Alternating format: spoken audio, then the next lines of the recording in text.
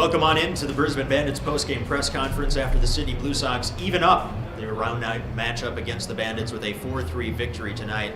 We're joined by Tim Atherton, Travis Blackley, and manager David Nielsen. David, tonight's game was managed aggressively by both teams. You went to Searle in the 8th inning, they went to Van Steensel in the 5th, and Harris in the 8th. How did the weather impact the way you treated this game? Well, yeah, we've been waiting for weather to come through, but I think it's more reflective of the time of the year. You know, every game's important, and the way the lineups turned over, it just matched up really well with Sammy coming in and then Searle following him up. Jeremy Martinez hit his second homer in as many nights. He now leads this team in home runs, and he's been a great presence in the heart of this lineup. What has he meant to you guys this year, and what are you seeing from him at the plate? Really good at bats every time. Puts a lot of pressure on the opposition pitcher and calls a good game. So really solidifies our lineup and has been a threat all year.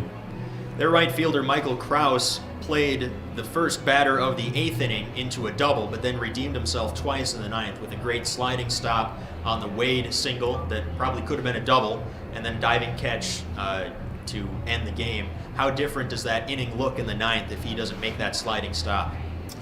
Yeah, I think he's one of the only few guys in the league that can do that. He's very athletic, long legs, and has a very good arm. So it was actually really good base running by Logan not to go to second, because off the bat that's normally a double for most guys. So, tip my hat to Krause out there. He did a great job, probably stopped to go in extra innings. You've got two guys beside you who are your veteran leaders, and they'll both get the starts tomorrow in the doubleheader. You need one win. You'd like to have two, and I know you'll be doing some scoreboard watching tonight to the degree that you feel comfortable. But what's the goal tomorrow, and what are you expecting out of these two guys? Nothing changes at one level. We just try to win the game, win whatever game we're playing, and that's how they pitch. They go one pitch at a time, and we play one game at a time. Again, as I said, it's that time of the year where you look around a little bit when you have some downtime, and that's what's happening. But this is the fun part of the year, and this is where our experience needs to come through.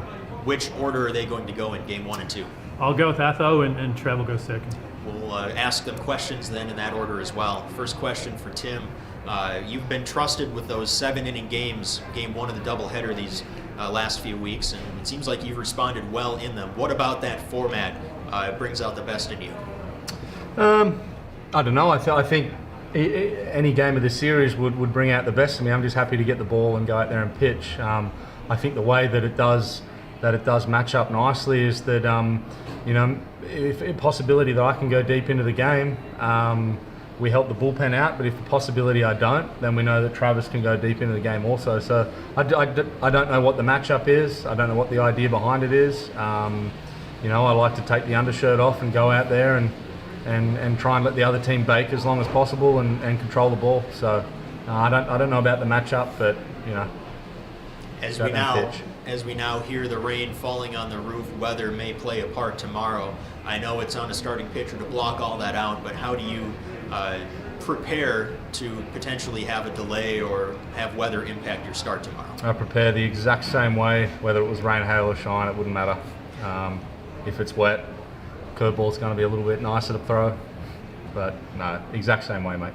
Next question is for Travis Blackley, who will get the start in game 2. You know very well what weather can do to your start, because your start last weekend ultimately was in a game that didn't get through 5 innings and didn't count.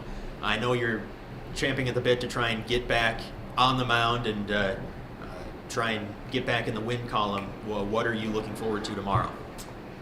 Just to go out and compete. We wait a whole week to get back out there. So having a shortened outing, maybe good for the arm, have a bit of extra rest. But no, I'm just gonna go out there and feed off Afo's start and try and take it to him.